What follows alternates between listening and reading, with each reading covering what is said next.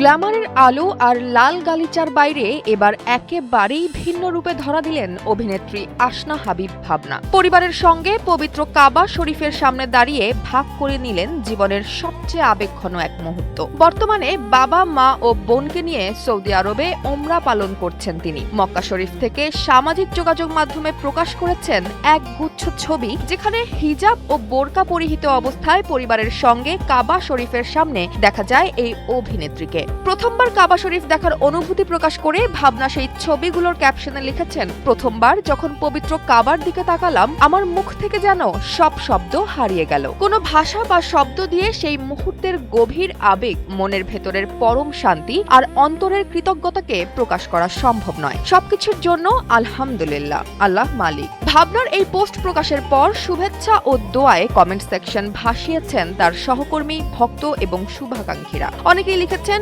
অভিনেত্রীর এই পবিত্র সফর তাদেরও অনুপ্রাণিত করেছে।